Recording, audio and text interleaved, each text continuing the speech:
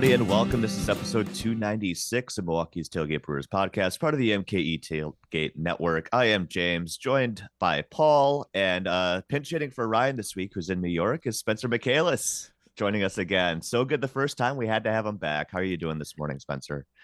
I'm doing well. Got to actually attend a Brewers win for the first time in a couple months Hey, last night. So congratulations.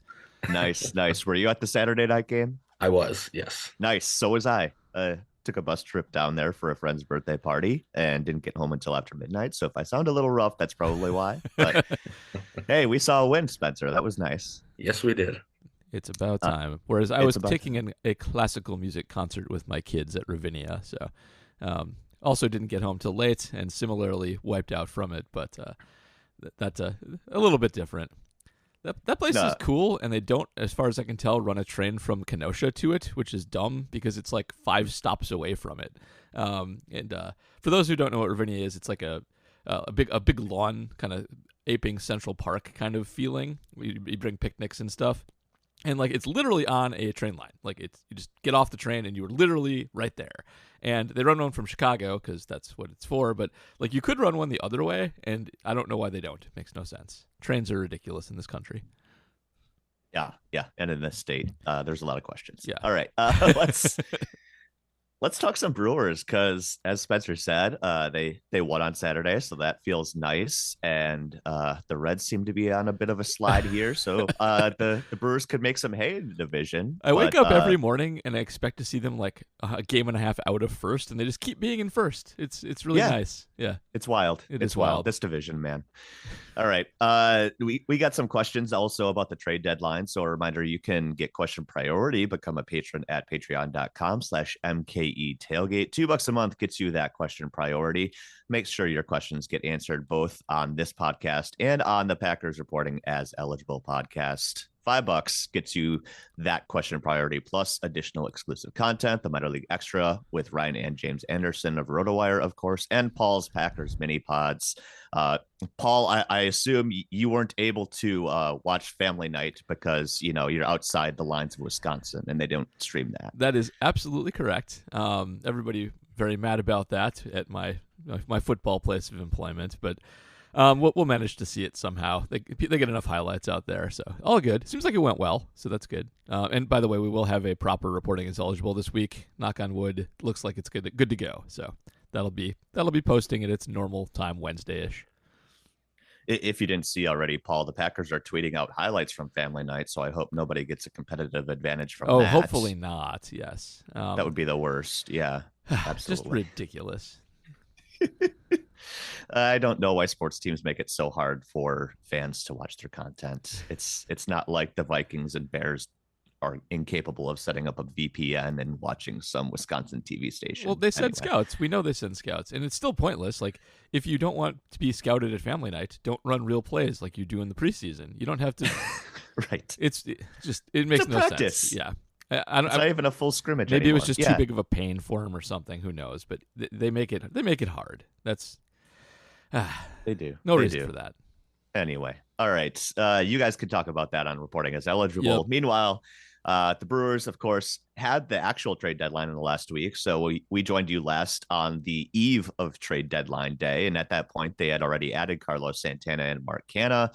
You can check our archives for what we thought about those deals, but they weren't done with the trading by the deadline itself. They made a couple of deadline day deals. They swung one of those major league reliever for reliever swaps that we saw this year. A lot of teams doing that, just trading big league relievers. They sent out Peter Strzelecki, of course, to Arizona for Andrew Chafin, who's already somewhat of a cult hero because of his, ringing resemblance to Pete Vukovich and others. He likes beer, so that's nice. They also seem to, I guess, give up on Luis Urias, shipping him out to Boston. No other way to spin it than that, I don't think. Yeah. So they got a pitching prospect, Bradley Blaylock, in return. So we've got a question about Urias coming up. But first, I guess let's just take the Patreon question from you're either a smart fella or a fart smella, asking, simple and short, did the Brewers do enough at the deadline? Spencer, you're a special guest here. How about we start with you? Did they do enough? Yes, it kind of depends on what your definition is of enough. Sure. For me, yes, they upgraded some awful spots in their lineup with some average spots to make them average in their lineup. And that's actually a big upgrade for this lineup. In a lot of cases, it wouldn't be, but for the Brewers, it is a big upgrade. It did make them a decent amount better overall. I think Strzelecki for Chafin is a reasonable deal. I mean, Chafin and him have actually been pretty similar this year in terms of overall numbers, but Chafin's got the longer track record, and they probably thought they needed a lefty after Justin Wilson got hurt. So Sure. That one, I could see that one looking kind of iffy in a while if Strzelecki does find what he had last year, and he's got 5 years of control or whatever for the Diamondbacks. But the Brewers find people like Strzelecki all over the place every year. They can find somebody like that.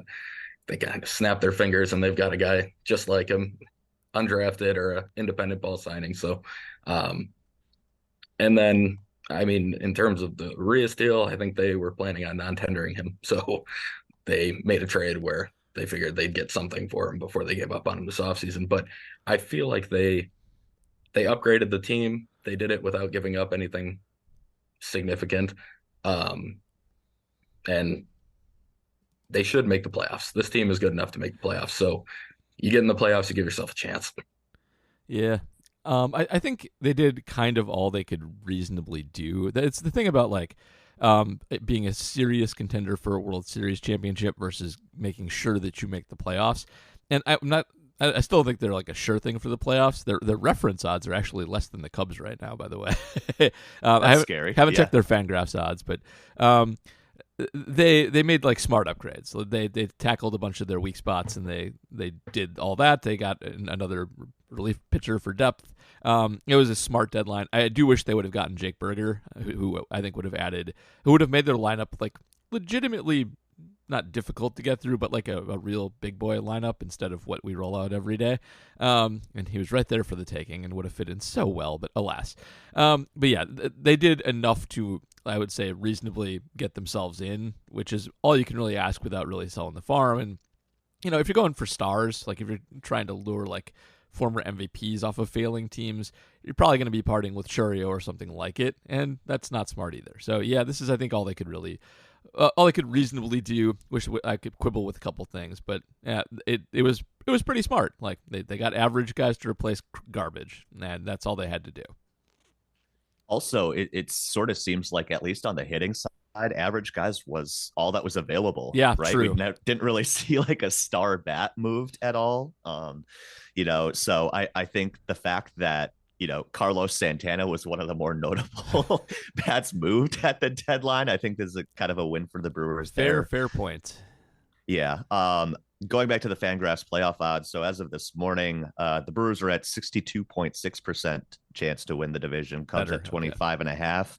74.8% chance to make the playoffs. Cubs are at 42.9%. Nice. And I don't know if you guys saw Dan Szymborski's usual post-trade deadline simulation on basically value added or chances improved after the playoffs. The Brewers are actually the third highest increase in playoff percentage chance after the deadline. Number 2 is the Cubs, so that's a little bit of a problem, but I guess you could point to that and say too, very few teams improved themselves as much as the Brewers at the deadline. Prospectus also has the Brewers as the heavy favorite in the Central at 65.7%. Cubs though are second there at about 49. So that's they're lurking, and they are dangerous. They're starting to surge a little bit. Yeah, they beat the crap out of the Reds a couple of nights in a row. Wrigley was rocking for those games. Cody Bellinger looking like maybe the comeback player of the year. Yep. We're talking a little bit about the Yelly versus Belly conversation a couple of weeks ago. But yeah, they seem to be putting it together if they can get some pitching consistently. I think they are somebody to kind of keep an eye out, as the Reds maybe seem to be fading back after they did Jack Squad at the deadline. So all right. Next question comes from Jay Google here, talking about Luis Urias, asking, what do you make of the Urias trade? Obviously, he battled injuries, but just couldn't get back to one of his first years with the bouncy ball. Also, who takes over the 80 grade hit tool now? So Paul, like you said, it kind of just seems like they gave up on him. I don't know if it's like he just fell in a depth chart. What do you think? So first of all, the second part first. Self Relic is the 80 grade hit tool guy. Like that's Sure. As soon as he came up, I was posting memes about Urias being jealous of his hit tool. So, and I do think they just took a hard look at him. And we talk a lot about Luis Urias here. When he's healthy, he's been a consistent like 2-ish WAR guy, which is not useless. But I do think he's a little bit tricky because he's not that good of a defensive player just for starters. He's okay, but he's one of those guys where you hope he sticks it short, and he didn't, and is shockingly slow and not agile for a man of his size, and not really doesn't have the pop for third base, and is not like second base isn't the most demanding defensive position, but he's not great there, and he doesn't really have the pop for that so much anymore either. Like he's getting older, and without the bouncy ball, those home runs just turn into fly balls. And I just kind of think they took a future look at him and were like, we have Terang, you can't play third, you're not playing short. We don't have a spot for you, and decided to turn him into something before he just was a bench warmer for the rest of his Brewer career. So I think we were kind of all surprised by it. At least I was. Maybe you guys weren't, but I was surprised by it. But you called him like the most important piece of the Brewers offense. I did do that. Preseason. Well, yeah. If he would have actually bounced back, their offense would be a lot better. Yeah. Their offense is bad partially for that reason. But I do kind of get it looking forward, and he's been rough. He gets hurt a lot. An 80 hit tool is kind of useless if you got no pop behind it. So I get it, but I'm still surprised by it. Spencer, what do you think? Yeah, I think. Well, I agree with Paul on everything he said. I do wonder, and I don't want to speculate about it too much, but I have a feeling the Brewers were just a little fed up with Urias and his injuries, and the lack of speed at this point makes me think he may be coming into camp a little out of shape. I think they probably feel that it was just something they thought it was time to kind of be done with it. And they don't think they're getting a guy who's going to be, like Paul said, there's no defense. The bat has been fine when he's played. But the fact that he's rarely on the field and when he is, he's not only slowed down, but he's also not a very good base runner. I think he kind of thinks he still has his speed that he used to have at times on the bases. So really his value was his bat, and the fact that he's rarely on the field. They figured he's probably due for $6 or so million in arbitration this next year, and they figured that was going to be a non-tender. So they went the direction of taking on an interesting pitching prospect that they probably liked a decent amount and figured it was just time. Yep. In 2 seasons ago, like going away from his injuries a little bit, he's never been super fast, but he's a 40 sprint speed guy. This season he's a 20% sprint speed guy, which is for a guy of you can't be that slow if you're Luis Urias. If you're 5'9", yeah, exactly. Yeah, and man, the Brewers do lead the league in tiny slow guys. It's really they have speed too. Like they have the burners in the outfield, but like Willie's also really slow for a kind of a small guy. But like I kind of agree with you. Like there, even if you want to not go the out of shape route, injuries have definitely sapped him of agility and speed, and that's part of his game. You can't have that. So I projecting him forward, like once those injuries start to pile up, they usually don't get better. So I totally I get the move, and I also get taking him on to see if you can maybe get a little more pop out of the swing too. So probably not a bad change of scenery candidate for Luis Urias. Hope he turns it around, but I get why the Brewers did it. Yeah, I could see him having some success in Boston. Yep. I guess before we move on, Spencer, you being a pitching coach, what do you see? Have you seen anything from Bradley Blaylock? I guess what are the Brewers getting back in return? Yeah, it's well, he had Tommy John. He was like a 32nd round pick, I believe. Yeah. Out of high school, he had Tommy John. He just came back this year. He's sitting closer to mid 90s now, whereas it used to be 91 to 94 and maybe touching the mid 90s. Been up to 97, I think, this year, and he has a pretty good curveball. Some scouts like his slider more than his curveball, I believe, but he's also mixing in a new splitter this year, which isn't very good from what I've seen, but it's a new pitch, so still learning it. Command has been really good this year since he came back from Tommy John. Sometimes if your elbow is messed up, command can be worse. So it's possible he's always had decent command, but he was battling some injuries. It's a pretty interesting lottery ticket to me, honestly. I think he's probably one of the top 5 pitching prospects in the Brewers org right away when he comes in, which is for a guy that they were planning to get rid of. I think that's a pretty decent haul. I think he's starting today for the first time in the Brewers system. So I'll probably watch that later today and see how he looks. But yeah, it's an interesting pickup. The Brewers definitely seemed happy with what they were able to get there. Obviously they're going to spin a trade like that in a positive direction, but Matt Arnold did seem legitimately impressed with his stuff. So maybe even worst case, you get a decent reliever, Spencer, out of this. Right. Yeah, I could 100% see that. He is Rule 5 eligible this offseason. Right. So my guess is they made the trade figuring unless he completely blows up or gets hurt again, that they probably will be protecting him. They traded Justin Jarvis, who was going to be somebody that they probably had to protect. So they probably figured that was a replacement for that. And now I would imagine they'll add him to the 40 this offseason. For sure. All right, let's move on. We've got Michael McNamara asking another trade deadline question, but talking about the Mets, obviously one of the big storylines of the trade deadline were the Mets basically punting on their mega payroll experiment, I guess if you could call it that, or just trading away their old starting pitchers who are basically mercenaries at this point. So of course they sent away Max Scherzer to Texas. They sent Justin Verlander back to Houston, and they paid down a lot of money on both of those deals. We kind of talked about this last week, but basically they were willing to fork over 30 million plus in both scenarios, I believe, just to get a better prospect back. So Michael's question here is, should we be worried about the Mets' practice of buying prospects? Paul, what do you think? No. To expand on that, you shouldn't be worried about anything the Mets are doing in terms of being like extra savvy against you, because they just tried to buy their way into a World Series and weren't able to do it. Their analytics are not to be trusted at some deep secret level because they didn't get big spending right, and that's the easy thing to get right. So, I mean, it's smart for them to, well, I don't know if it's smart for them to go total rebuild, honestly. I think that you have enough money that you could do another reload, but they also got themselves, my understanding is, under the tax, or at least significantly reduced into the tax by doing a lot of these trades.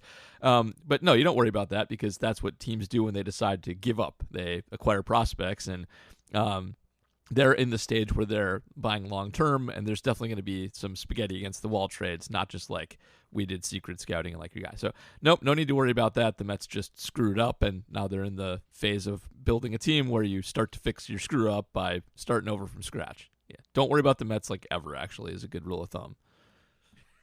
At least until David Stearns gets there. Yeah, until that.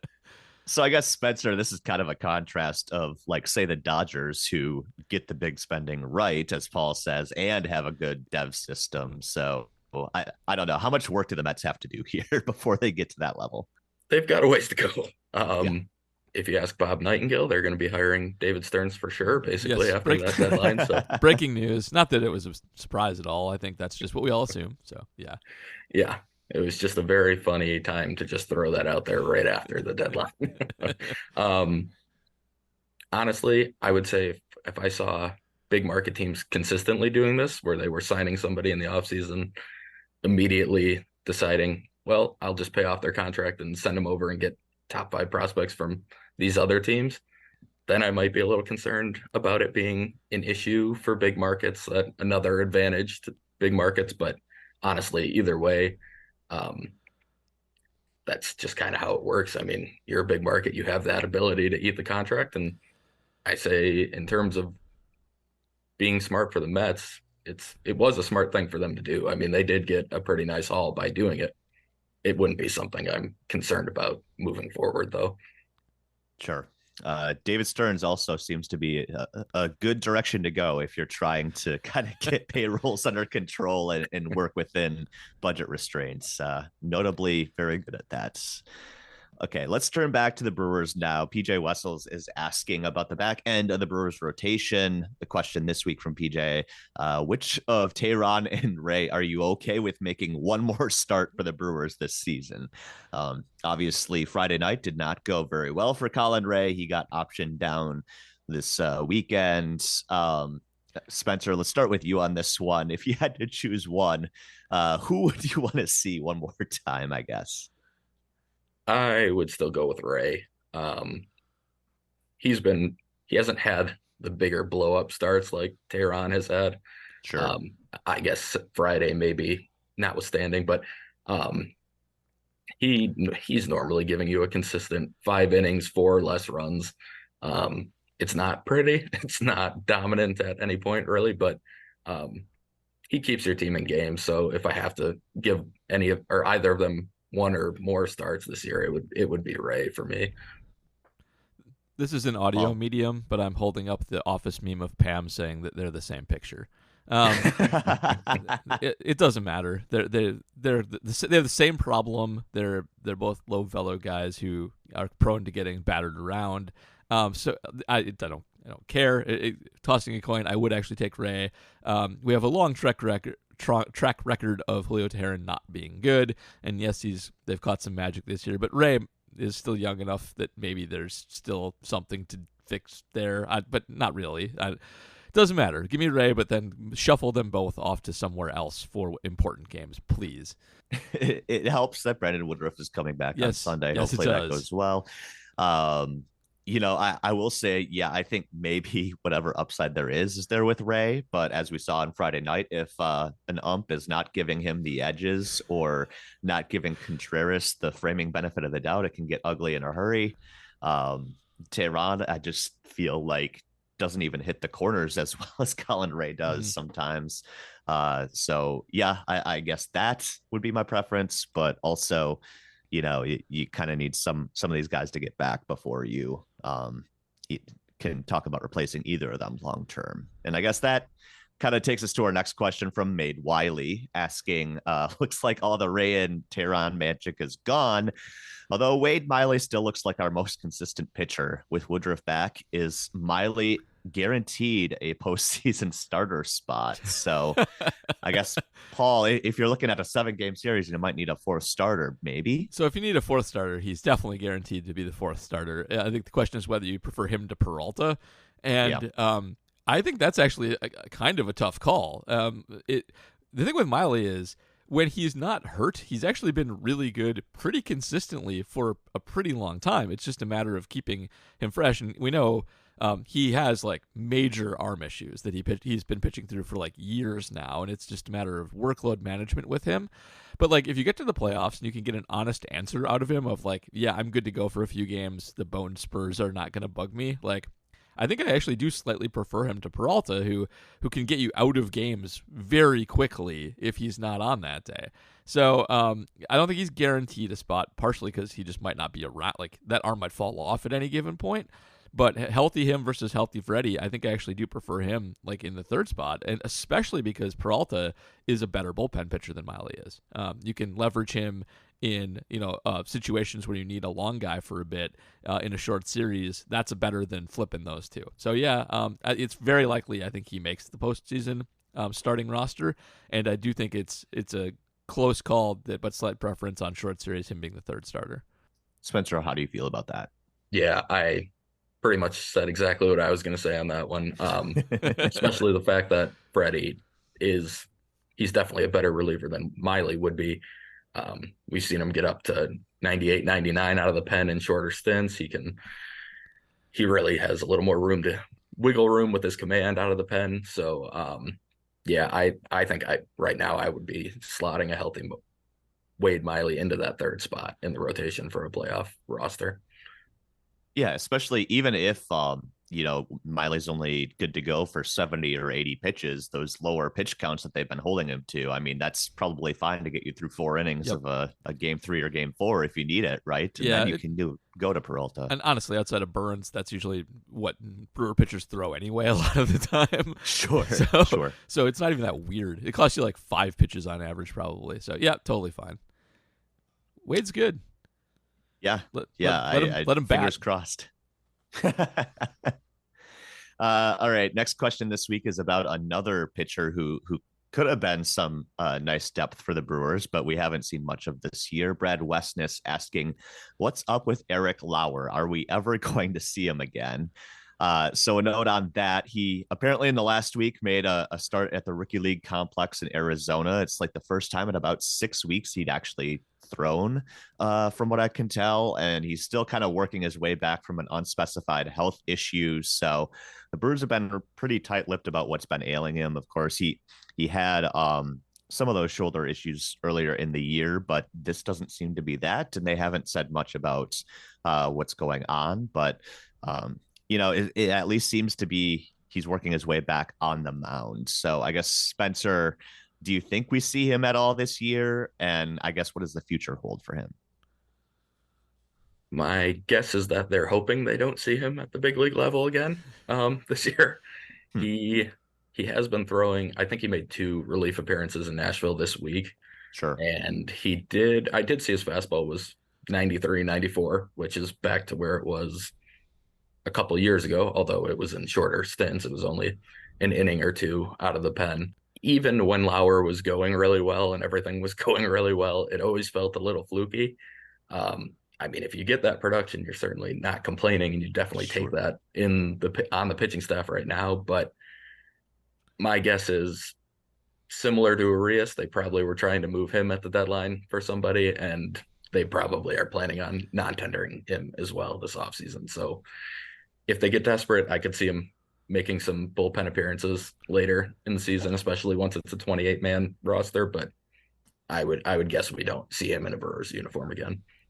Yeah, I agree with that, and I kind of hope he is shuffled off as well. Eric Lauer's, I think time has probably passed. He was never a great pure stuff guy, and you have to show some development of your command. You were scouted based on being able to locate and spin, and that's just never really been there consistently with him either. Like, command guys who can't command after a few years tend not to work out, and injuries also just dooming him. So if we see him again, something's probably gone horribly wrong, and he's probably done. I don't want to think about Eric Lauer anymore, honestly. I'm sure Ryan will bring him up next week now that I've said that, but I have nothing but bad memories of him. So that's your guys' point. Even when he was going well there for about a year and a half, like, a lot of that success was based on whiffs in the middle of the zone. Like, I forget who put that out, that he led the league in basically middle whiffs. Middle whiffs, which is not a good way to live. No, especially when the cutter stops cutting as much, that just becomes a fastball down the middle, and we kind of saw the problem with that. So, yeah. All right.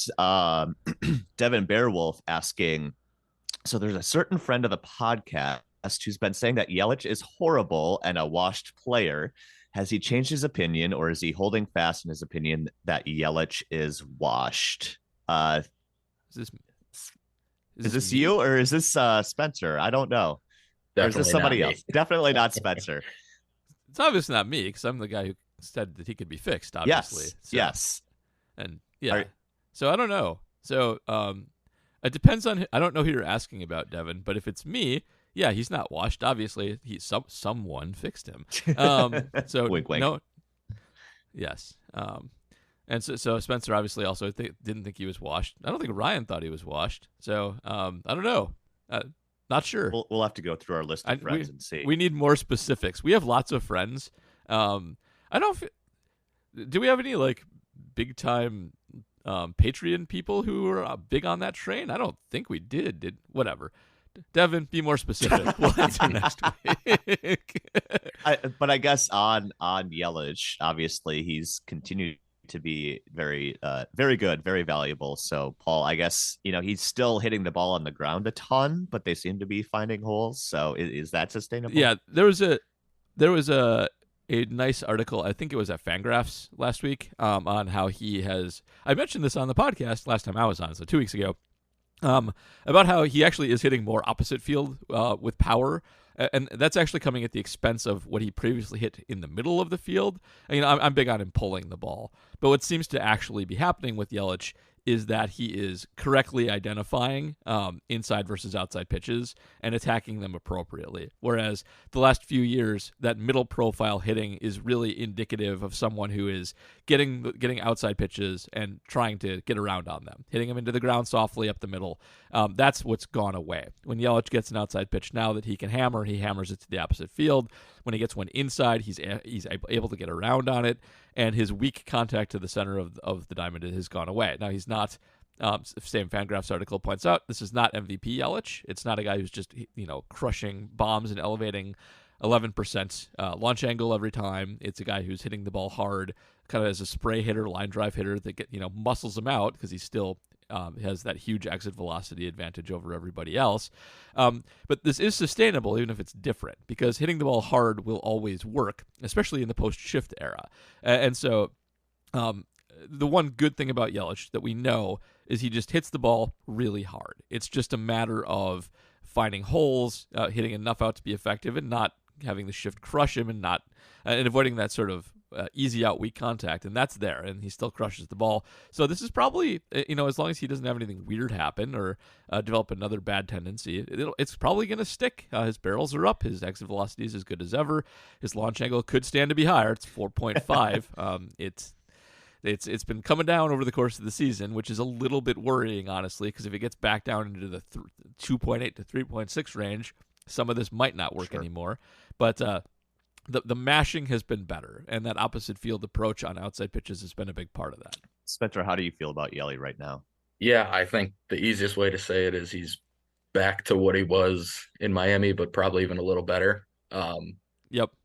Especially if you factor in the defense somehow suddenly being okay. But I think one thing to note on the ground ball rate is, I don't know this for sure, but I would bet that there's a lot less choppers and they're more actual hard hit ground balls that are, somewhat one or two hoppers through the hole. Makes it a lot more likely that it gets through when it's not hit a foot in front of the plate and taking 5 hops to the second baseman. So, like Paul said, the launch angle, even though it's not high, it's better. And that makes it more likely that it's going to be a hard hit grounder that actually gets through a hole. That's pretty much what it is. Pretty much everything is indicative of his eye getting a little bit better. He's always been a good controller of the zone in terms of taking walks, but his whiff rate's down substantially too. Right. It was 24.1% last year. It's 20.4 this year, and that's like down basically almost to a career low. He's in his early days he was about that same level, but you can really tell based on all of his splits that he's seeing the ball really, really well. And kind of is in that area where he knows what to do with it based on where it is. I've always said, he's kind of two hitters. Even in his MVP years, he was like a dead pull power hitter and a great opposite field power spray hitter. And he basically is that, with the pull side being now adequate. So that's kind of where he lives these days, and that's totally acceptable. Yeah, I'll say too, it looks like he's kind of back to just punishing right-handed pitching too. The splits are a lot more acceptable. They're normal. They're not verging on reverse platoon splits. So Fangraphs this morning, he's got a 931 OPS against righties, 625 against lefties, which might explain why the Pirates intentionally walked him on Saturday night, but intentionally walked the guy ahead of him to get to Yelich yesterday, which was still weird to me. WRC plus, especially 152 against righties, 71 against lefties. So not totally useless against lefties. Obviously not great, but I think considering the amount of right-handed pitchers he's seeing too, the fact that he's punishing those and playing like an all-star against those guys is pretty critical too. So, all right. Luke Roy's Suitcase asking, is it time to put some respect with the 2 Jarek Jeter too in respect on Bryce Terang's performance recently. Is this an adjustment he has made or just the usual in-season variance? So obviously he's back up, maybe hitting for a little bit more power, but obviously small sample size too. So I guess, Paul, are you hopeful that he's got a little bit more pop now that he's back up now? So I would say it's more likely just to be a small sample size, getting hot jump. But with young players like Terang, there is more of a chance that there is some developmental that he's corrected something, that he's been down, he's worked on something, he's actually fixed it, and his approach has gotten better. Like that's much more possible with a young guy than it is with some old veteran who's been swinging the same way for 15 years. The reason I'd still be a little skeptical on Terang is he's never been a great power guy in the first place. Like it's not his calling card. He's a defense first, fast guy, good contact hitter. And the last 7 days, he has a 1,050 OPS. That's and the last 14, 908, still good. But I would expect that that's just a normal in season variance bit of pop that he has. And he's not a guy with no pop. Terang does go in fits and spurts and hit the occasional home runs, but and it's good. It's better than not doing it. But I would still bet that this is just kind of like you've gotten a little bit of a refresher. You're back up, and you happen to start into a hot spot, and he'll probably come back down to normalish Bryce Terang splits at some point soon, which I feel like he tops out at like a high 700s, 800 OPS. That's what I would kind of expect from him as his sort of baseline, like high end average. And so not 908 or 10,050, but enjoy it while it lasts. And maybe, you never know. Maybe you get something out of him. Sometimes power does get unlocked. I think before Garrett Mitchell got hurt, that he actually had made a swing change that had unlocked some power that was sitting in him. And Terang's not that guy. Mitchell's a huge, giant guy. But, it's not impossible. Just skeptical until we see more of it. I mean, Terang did have a 927 OPS in, granted, 15 games in Nashville when he got promoted. So maybe he found a way to unlock some power, or maybe he's just got he did. Maybe it's just confidence, Spencer. I guess. What do you think? Yeah, he has made a little bit of an adjustment for sure. His hands are in a different place than they were, and he's a little more upright than when he was originally on the team. He kind of closed off his stance too. He had an open stance when he first came up. I was looking at his expected stats pre-demotion and then since he came back. And before he got sent down, he had a 257 expected weighted on base average, which is not good. No. Since he's been back, including beyond the last 14 days and everything, it is a 333 expected weighted on base average, which is that for him with his defense, anything close to that is going to give him. He's going to be a valuable player. That's, the slugging, the expected slugging went from 316 to 391. He's walking and striking out at a very similar rate, whereas there was a pretty big gap before the demotion. Like Paul said, he is never going to be a 900 OPS type of guy. But if you get a league average or even a little below bat out of Bryce Terang, he's very valuable. And if it's above average at all, that's a really good second baseman with his defense and base running abilities. So I have more hope for that than I did in early June right now. So that he's looked a lot better. Yeah, especially for rookies too, it's that adjustment and counter adjustment thing, right? Like we might have seen this a little bit earlier in the year. Obviously, he had a grand slam opening day, that kind of thing, and then the league kind of adjusted back to him. But if he's made a counter adjustment, I think that's kind of encouraging too, and maybe part of the reason why the Brewers felt like they were ready to cut ties with Urias, if they felt Terang was back and in full time big leaguer level. Other things too, like Andrew Monasterio somehow being a above average MLB player. I was not expecting, although nobody expected it. No, although that defense has been kind of worrisome, at least recently. But they've made the best of it. It helps to have Carlos Santana at first base too. So, I'm encouraged by Bryce Terang. I don't know if he'll ever hit, double digit home runs or anything like that, but when he gets into one and kind of shows it off like he did the other night with a 3-run blast, it's a lot of fun. Okay, Jack Bushman asking, longtime listener, first time caller, is Secret Stadium sauce and Arby's sauce the same thing? Paul, what's the secret? Sure. Hey, Jack. You might be surprised. I think the answer is probably yes. What? And the reason I think that is because I'm pretty sure Secret Stadium sauce is just a combination of ketchup and barbecue sauce and fairly generic ketchup and barbecue sauce. And the only thing I'll say is I do think the Arby's sauce is more barbecue sauce, but not that much more. Like, you're getting a lot of barbecue sauce flavor in the Secret Stadium sauce. And I think probably made out of also very generic, like Cisco provided products. Cisco, by the way, makes all your food if you don't know who they are. And so, like, if they're different, it's like just by a hair of like a teeny tiny bit more of one versus the other. So and now I kind of want to do a taste test, which probably I will do at some point. But I think if they're not the same thing, they're so close that most human palates wouldn't be able to tell them apart. Spencer, are you a Secret Stadium sauce kind of guy? I am. I just haven't had Arby's sauce in a long time, so I can't. I don't feel qualified to answer this one. Yeah, I'm not a huge Arby's frequenter myself, and generally trend more towards mustard on my brats than stadium sauce or ketchup. So I can't say I actually have had Secret Stadium sauce before. What? Yeah.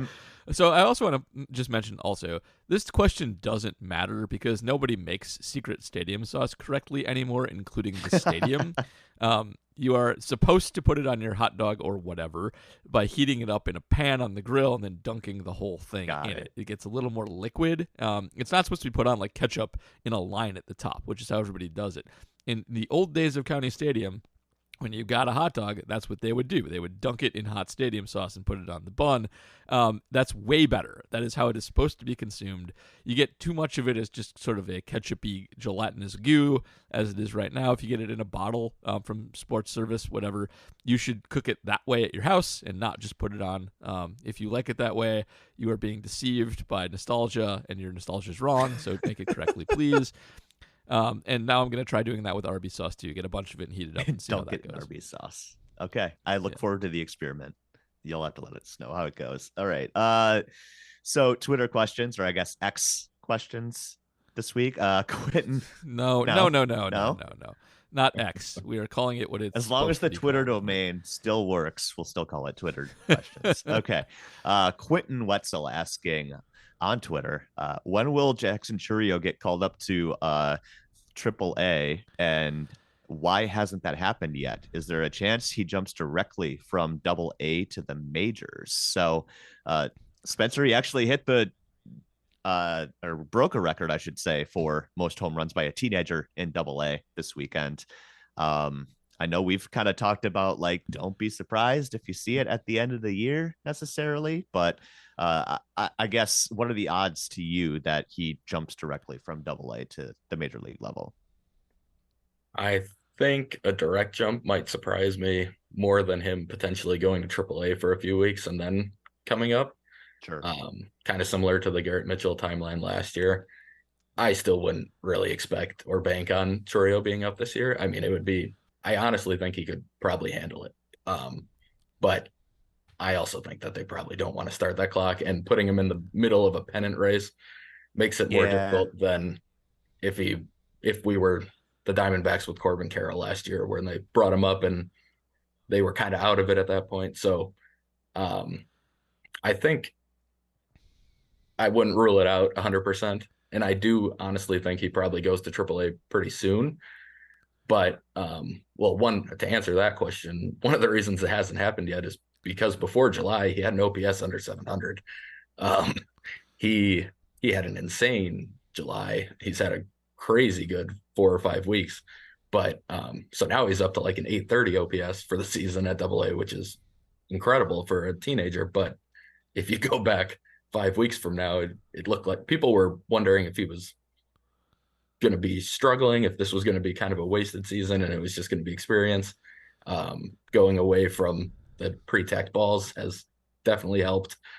But But yeah, I mean, that's the main reason he's not there yet. I think this run and showing that he can hit when he's using a regular baseball is probably going to get him there this year. But I would be surprised if he makes the jump from Double A to the majors, and I'd be less surprised, but still surprised if he's in the majors at all this year. Yeah, I think they're going to be conservative with him as well, and I'll be surprised if he ends up. First of all, I want to say I think he should be in the majors this year because even though it is a pennant race, there's enough garbage bats still on this team that even struggling Jackson Chourio is likely to be better than they are. And I don't think you destroy guys' confidence with a cup of coffee at the majors. Like, I think that's not a real thing that people talk about way too much. Like, you have people up, you properly provide context of, hey, you're a teenager in the majors, work on your stuff, see how you do, learn lessons, and if it's if you got to go down for a little bit to work on stuff, not a big deal. Like, that's how you contextualize this, and you might catch lightning in a bottle. He might just be awesome immediately with guys on the high end of prospects like he is. Sometimes that happens, and then you maybe have something in the playoffs as well, if you get him up in time, which they won't. But I don't think they're going to do that. I think they're very much slow playing this, clock managing this, and are going to be conservative with it.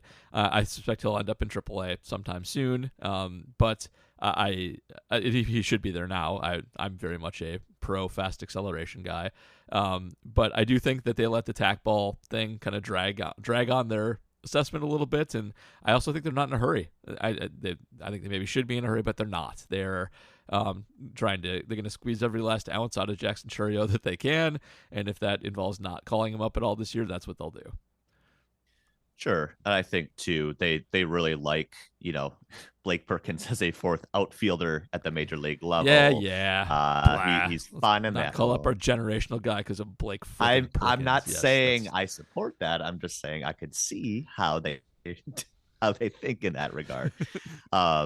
Because I've said too, like, I'd obviously prefer to have Chourio in center field against righties as opposed to righty facing Joey Weimer or Blake Perkins. So, yes, that's correct. That's at least more fun. And like you said, yeah, maybe if he gets hot in time for the playoffs, then you have another difference making bat. But that's a lot to heap on a guy who's 19. So, very, very few people can handle that. So I guess, yeah, I could see a scenario where maybe they do like the Ellie route and like put him at AAA for a week and a half and see, okay, you're still awesome there, go for it. But I suspect, Paul, you may be right. I don't know. All right. That'll do it for questions this week. Thank you, everybody who sent those in, whether it was on Twitter or on Patreon. A reminder, $2 a month, you get question priority here. Make sure your question gets answered, even if we don't know the references you're making. You'll also get a shout out when you become a new patron as well. And I suspect football season might have something to do with this, but we've got a lot of new patrons to shout out this week. Although one of them did ask a question this week. So thank you, Jack Bushman, for asking a question and joining up at that level. We have also got Corey Frazier, Rob Regis, Evan Weston, and everyone's favorite, the old man on a bike in Shirlington, back for another season. So thank you, all of those. Welcome back. Yes, we love those questions. Old man on a bike in Shirlington. Looking forward to it on the next reporting as eligible. I guess on that topic, Paul, when do you think you guys will be recording one of those episodes? I think we'll be recording on Tuesday. Okay. I think we got everybody. It actually comes down to me, who may have a work thing, but Matt and JR are free, so I think we'll kick it off this week. We have family night. We have actual things to talk about, so there will probably be a reporting as eligible this week. Yay! Well, we're kind of just filling some time here. No, we're not. We're just previewing. We're giving people something to expect. Yeah. I guess. What are some of the things from camp so far you've seen? Anders Carlson might be a really bad kicker, though he had a good family night, and may have been picked just because his brother is a kicker who's better than he is. But there's a lot of positive. So the offense has gotten ragged a lot this week by national media because they keep losing to the defense in practice.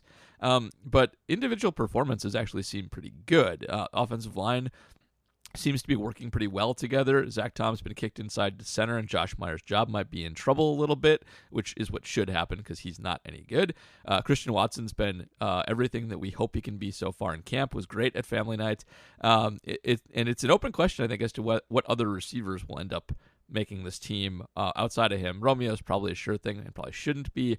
But everybody's kind of shown something other than Grant Dubow's 7th rounder. Doesn't matter.